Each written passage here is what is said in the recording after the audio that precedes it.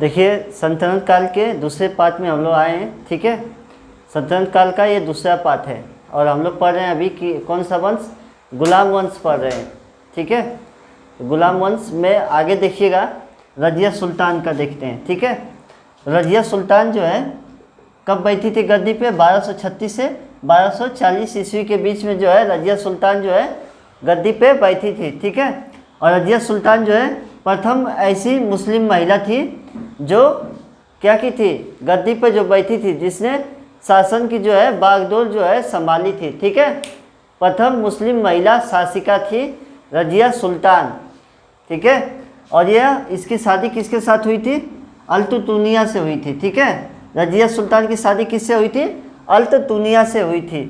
और इसने क्या किया था कि पर्दा प्रथा का त्याग कर दिया था, ठीक है। पर्दा प्रथा यह होता है कि अपने चेहरे को हमेशा ढका रहना चाहिए, ठीक है। पर्दे के भांति ढका रहना चाहिए, यही आपका पर्दा प्रथा कहलाता है, ठीक है।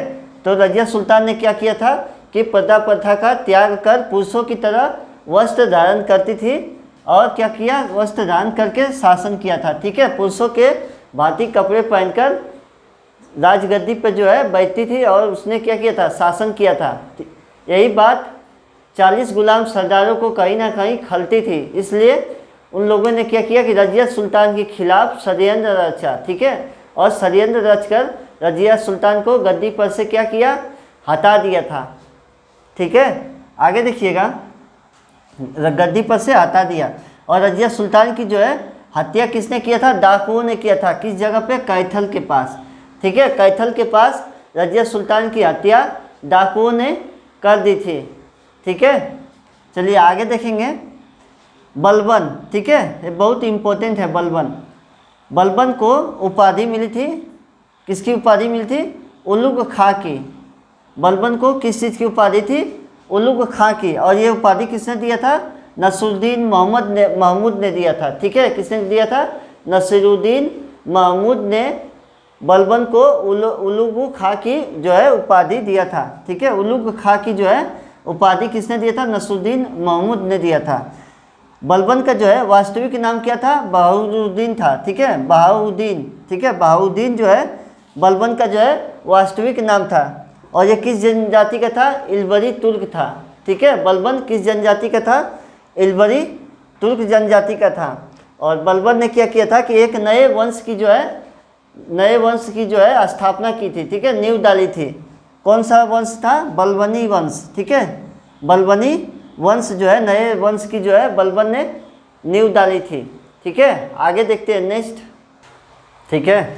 चलिए देखते हैं आगे बलबन ने क्या किया था। देखिए गयासुद्दीन बलबन जो है गयासुद्दीन बलबन के नाम से जो है क्या किया, गद्दी पे बैठा था, ठीक है। बलबन का पूरा नाम क्या था? गयासुद्दीन बलबन के नाम से ये जो है गद्दी पर जो है बैठा था, ठीक है। आगे देखते हैं बचपन में क्या हुआ था कि बलबन को मंगोल ने क्या किया था? पकड़ लिया था, ठीक है। बचपन के समय में बलबन को किसने पकड़ लिया था? मंगोलों ने जो है पकड़ लिया था। लेकिन बाद में क्या हुआ कि इल्तुतमिश ने क्या किया था कि बलबन को खरीद लिया था मंगोलों से, ठीक है। तो बचपन में बलबन को किसने पकड़ा था? मंगोल ने पकड़ लिया था, ठीक है। और बाद में इल्तुतमिश ने बलबन को उनसे जो है खरीद लिया था, ठीक है। आगे देखेंगे रजिया के समय बलबन जो है किस पद पे था? अमीर शिकार के पद पर था। जब सुल्तान बनी थी तो उस समय बलबन कौन सा पद संभाल रहा था? अमीर शिकार का जो है पद जो है क्या कर रहा था? उस पद पे था ये, ठीक है। वो पद संभाल रहा था। फिर आगे देखेंगे बरहम शाह के समय में, ठीक है। ये भी सुल्तान था बरहम शाह के समय में बलबन कौन से पद में था? अमीर आखूर यानी घोड़े के सरदार के पद पर था। क्या होता था कि पहले जब युद्ध होता था तो घोड़े का जो है ना मंत्री कोई और होता था, ठीक है, जो घोड़े जो है प्रोवाइड करवाता था। युद्ध के समय में घोड़े को जो है लाता था, ठीक है। तो घोड़े का सरदार कौन था? बरहम शाह के समय में बलबन था, ठीक है। और कौन सा पद था? अमीर आखुल के पद पर था। आगे देखेंगे बलबन ने क्या किया था कि अपनी पुत्री की शादी किससे करवाया था? सुल्तान से करवाया था। कौन से सुल्तान से? नसरुद्दीन महमूद से, ठीक है। बलबन ने नसरुद्दीन मोहम्मद से अपनी बेटी की जो है शादी करवाया था। और नसरुद्दीन मोहम्मद क्या था? उस समय सुल्तान था, ठीक है। नसरुद्दीन मोहम्मद जो है ऐसा सुल्तान था, ऐसा शासक था जो क्या करता था, टोपी सीकर अपना जीवन यापन करता था। ठीक है, जो क्या करता था, टोपी सीता था। यह जो है नसरुद्दीन मोहम्मद जो है नाम मात्र का बस सुल्तान था। ठीक है, सारा जो है उसका जो कार्यभार जो है बलबन ही पीछे से संभालता था। ठीक है, नसरुद्दीन मोहम्मद जो है टोपी सीकर अपने जीवन का निर्वाह जो है करता था। आगे देखेंगे, बलबन ने कौन सी नीति अपनाई थी, रक्त और लौ की जो है नीति अपनाई थी। ये पूछता भी है क्वेश्चन में कि रक्त और लौ की नीति जो है किसने अपनाई थी, तो किसने अपनाई थी, बलबन ने अपनाई थी। ठीक है, और राजस्व सिद्धांत दिए थे। ठीक है, राजस्व के जो है सिद्धांत दिए थे और रक्त और लौ नीति जो है अपनाई थी। आगे देखेंगे नेक्स्ट पॉइंट पे। ठीक है, तो देखते हैं आगे। मंगोलों के आक्रमण से जो है दिल्ली की रक्षा करने में क्या हो गया, बलबन सफल हो गया। ठीक है, मंगोल जो थे वो क्या किए थे, दिल्ली पे आक्रमण किए थे और दिल्ली की रक्षा जो है करने में बलबन जो हो गया, क्या हो गया था, सफल हो गया था। ठीक है, दिल्ली की रक्षा करने में सफल हो गया, मंगोलों के आक्रमण से दिल्ली की रक्षा की थी। ठीक है, इसके अलावा बलबन ने क्या किया था कि दरबार में दो प्रथा की शुरुआत की थी, सिजदा और पैबोस नामक दो प्रथा की जो है शुरुआत बलबन ने अपने दरबार में की थी, जिसमें सुल्तान को है झुककर क्या करना था, झुककर सुल्तान को सलाम करना था। ठीक है, झुककर उसको सलाम करना था। ठीक है, सिजदा और पैबोस नामक दो प्रथा जो है दरबार में जो है चलाई गई थी। आगे देखते हैं, इसने एक त्यौहार भी स्टार्ट किया था। कौन सा त्यौहार, नवरोज़ त्यौहार। ठीक है, जो पूरी तरह से फारसी रीति रिवाज पर क्या थी, निर्भर थी। ठीक है, मतलब प्रेरित थी, फारसी रीति रिवाज पर जो है प्रेरित थी। और क्या चलाया था, नवरोज़ त्यौहार चलाया था, स्टार्ट किया था।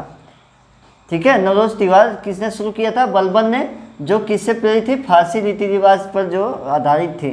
ठीक है, आगे देखते हैं, दीवाने अर्ज एक पद था जो किसका पद था, सैनिक विभाग था, जिसे कौन चला रहा था, इमाद उल मुल्क को बनाया था। किसे बनाया था, इमाम उल मुल्क को क्या बनाया था, सैनिक विभाग बनाया था। ठीक है, सैनिक विभाग का अध्यक्ष बनाया था, जिसको दीवाने अर्ज कहा जाता है। ठीक है, तो पेपर में पूछता है कि दीवाने अर्ज जो है कौन सा विभाग था, सैनिक विभाग था या कृषि विभाग था। ठीक है, ऐसे करके क्वेश्चन बनता है, तो आप लोग क्या मारेंगे, सैनिक विभाग था। ठीक है, दीवाने अर्ज क्या था, सैनिक विभाग था, और जो जिसकी शुरुआत किसके शासनकाल में हुई थी, तो आपका बलबन के समय में हुआ था। ठीक है, आगे पढ़ेंगे, तुर्कान ए चिहलगानी। ठीक है, जो 40 गुलाम सरदारों का जो संगठन बनाया था इल्तुतमिश ने, उसे क्या किया था, बलबन ने समाप्त कर दिया था। ठीक है, 40 गुलाम सरदारों का जो गठन इल्तुतमिश ने बनाया था, उसे किसने समाप्त कर दिया, उसे बलबन ने क्या कर दिया, उसको समाप्त कर दिया। ठीक है, और बलबन के दरबार में जो है दो कवि रहते थे जो फारसी के प्रसिद्ध कवि थे, और कौन कौन थे, अमीर खुसरो थे। ठीक है, अमीर खुसरो और अमीर हसन। ठीक है, नाम के दो दरबारी कवि थे, और वो दरबारी दोनों कवि कौन थे, फारसी के जो है प्रसिद्ध कवि थे। ठीक है, इसके अलावा बात करेंगे, बलबन ने एक नया नगर बसाया था, सीरी नाम का क्या बसाया था, एक नया नगर बसाया था, सीरी नाम का। ठीक है, बलबन ने सीरी नामक एक नया नगर बसाया था। ठीक है, आगे देखेंगे, गुलाम वंश का जो है अंतिम शासक कौन था, शमसुद्दीन कैमूर था। ठीक है, गुलाम वंश का कौन था अंतिम शासक, शमसुद्दीन कैमूर था। ठीक है, और शमसुद्दीन कैमूर क्या था, गुलाम वंश का अंतिम शासक था।